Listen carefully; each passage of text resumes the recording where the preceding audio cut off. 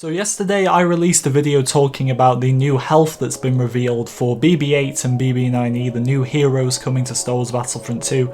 I know a lot of you were wondering why it got taken down. For some reason my editing software decided to replay the video when it got to 4 minutes, so I am going to recover it here today, but with some additional information, because if you haven't heard already, the update for January has been pushed back to, would you believe it, February. Ben went on to say that a critical error was found when testing things, and this was to do with capital supremacy and not being able to kill people properly, so a really interesting issue. However, when it comes to issues with this game, I'm not entirely surprised with it, but there is no official release date given for the update that's now coming in February. We might as well call it the February update 0.1 because I'm sure there's going to be a 0.2 to that as well at the end of the month, but there is no official release date for this now. We did get some other information. The main thing I obviously wanted to talk about yesterday, which I didn't get to cover properly, was this hero health. Very controversial, but at the same time should be very interesting. Just some additional information here that doesn't need to be covered in too much depth, but you might want to know anyway. Times 3 XP will be on this weekend, which I suppose is their way of saying sorry. It's not the greatest thing, but I suppose it's there. BB-8 and BB-9E are both confirmed to have 3 abilities each, which is nothing huge, but anyone thinking they may have a 4th, well, that isn't happening, and one of BB-8's emotes will be the thumbs up emote. So I didn't even know if these droids were going to get emotes, but I suppose if they're being treated as heroes, they are. Darth Vader will now be able to block while choking, which has been a big thing recently that everybody's been talking about. I never really cared too much about it. Apparently this was something in Battlefront 1, which I played ever since it came out, and I don't actually remember Vader at any point being able to do this, which isn't me saying it wasn't a thing, I just never really paid much attention. But now he's going to be able to block and choke at the same time. Droidekas receive an increase to their shield health as well, and Agent Kloss will be coming to Hero Showdown. The final bit of news before we get into that main thing, the health for the new heroes, is that the voiceover announcers will now mention the era appropriate heroes when they spawn. So for example, if Obi-Wan spawns on Kashyyyk, then the clone is going to announce him, and if Kylo spawns on Takodana, then he's going to get announced. But whereas if you have, let's say, Bosk in the sequels, he's not going to get announced. So that's the situation with that. I think it's pretty interesting. It took them a while to do it, but it's going to be nice to know now that people like Anakin, Dooku, Obi-Wan and Grievous are actually joining the battle. And onto this controversial health, BB-8 has been confirmed to get 650 health, whereas BB-9E is getting 600. Before I thought originally that this was too high when I first saw the post, my original thought was, why isn't it the same health? Now Ben does confirm here that yes, it could change, and while I find that very unlikely because I don't feel he would have said anything if it was going to change at least before it launches, it could always happen. I do think it will change in the future definitely, but for launch I think they're definitely going to be sticking to this. So the best way to look at it personally is if you look at BB-9E, he is confirmed to be the support droid for the First Order, or the support character in this instance, because they are being treated as full on heroes at this point. So take a look at BB-9E's 600 health, then read that he is the support droid. BB-8 on the other hand is more of a fast-paced droid, which I suppose isn't going to be there for support. But who is supportive on the hero side? It's Finn. He also has 600 health. He also has a health increase for a temporary period, which takes him up to 720. I wouldn't be too surprised if BB-9E is also able to do this, especially considering a lot of the abilities they add to this game are in no way brand new. Well, that does raise the question then, who is BB-8's counterpart on the dark side if it's not BB-9E, which was what I originally thought. Obviously when heroes have arrived like Grievous and Kenobi, their health hasn't always been the same. That's also been the situation with Dooku and Anakin.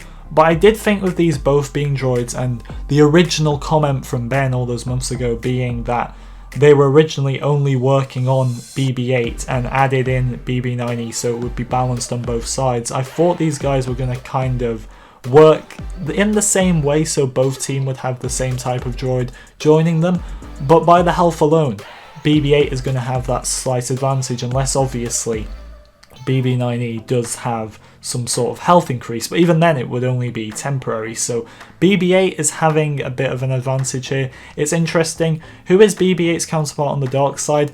At this moment, he's got 650 health. It's a difficult one. A very controversial point is that as it currently stands, BB-8 has more health than Boba Fett and Bossk, which you can say all you like, they're pointless in a way in the movies. Boba Fett is never as good as his father Jango, and Bossk you see him a bit more in the Clone Wars, but he doesn't do too much in the movies. But even then, I would expect that these bounty hunters that the Empire hire are at a higher caliber than these droids. I've spoken about in other videos that, of course, I think a droid could beat a normal soldier in a one-on-one situation, but I don't know about BB-8 being able to take down Boba Fett or Bossk. So BB-9E has the same exact health as Boba Fett and Bossk, and then BB-8 has 50 higher than them, which is a bit concerning to say the least. I don't know what their thought process was behind this. I've been all for these droids being added to the game, but I was thinking with at least 400 health max. Something else this health does suggest as well is that these droids are being treated as heroes. I spoke about in a video a few weeks ago now how I was hoping they'd maybe drop the heroes title for these droids and make a new class called droids. So you'd have like Enforcer, Aerial, Infiltrator, then droids, and they could add other heroes to this in the future for the other eras, like R2 for example, and what other astromech you can think of to be his counterpart. But it does look like they're being treated as actual heroes from this point. And I will say that the whole BB-9E having the same health as Boba Fett and Bossk and BB-8 having higher than them has been the most controversial thing. I thought 400 max would have been appropriate. It makes them a bit better than the normal average soldier, which I stand by. I think they could take down one of those easily, but it keeps them below the heroes, because I knew if they went too high it was going to overtake some of the bounty hunters. So I don't quite get the thinking behind it.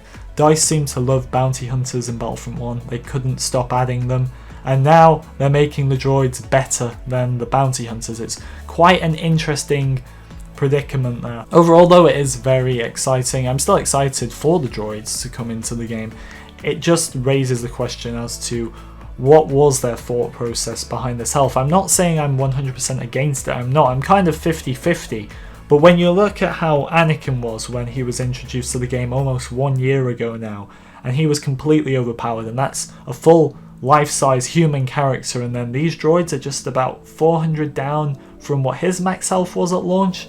It is very worrying, and I just hope they know what they're doing. They've had a long time to work on these droids while facing a lot of criticism as well. And while that criticism's been coming in, I hope they've taken all of it on board and they can prove a lot of the hate they're getting wrong for this, because I've defended it, but I've been in a minority when defending these heroes. Alright, a lot of people are asking for Clone Wars heroes, and that doesn't make much sense for a season like this. But bearing in mind, as much as I prefer the droids, for a lot of people, they would have preferred Poe and Hux, people like that. So they have to prove to those players that this decision does work, and health has definitely become the most controversial thing, I think, even more than the announcement of the droids, the actual health. What is their health regeneration going to be at this point? I did just want to quickly add on here at the end, guys, because obviously this update has been delayed, and it does remind me a bit of what happened last January with the Count Dooku update. However, I was looking at dates for that last year, and that update actually came out the final week before the end of January, so it wasn't quite at the end, it was the penultimate week of January. And when you do look at that situation, and then you look at this situation, and then you look at July as well with Battlefront 2, it is a common occurrence at this point that updates that come out after big occasions, big breaks for the devs, like the Christmas break that they get back off like halfway through January, which is interesting. We'll stick with that word, it's interesting. And then you go to like July when they're on their summer breaks and the July update's terrible and no content is planned. It does just beg the question as to, are updates in January and July even worth it at this point? Should they just abandon the months? Because it just does seem to be a common reoccurrence at this point. It's very interesting, I just thought I'd bring it up. But yeah, coming back from a break midway through January for Christmas, or I say midway, towards the end of January. I don't know either. Let me know your thoughts on this in the comments section, guys. Thank you so much for watching. Do be sure to like and subscribe, and I'll be covering this update next week. It's a bit more convenient for me that it's coming out next week now, but I know for the rest of you that must be very, very frustrating. I'm hoping for an early release next week, so I'll see you all then.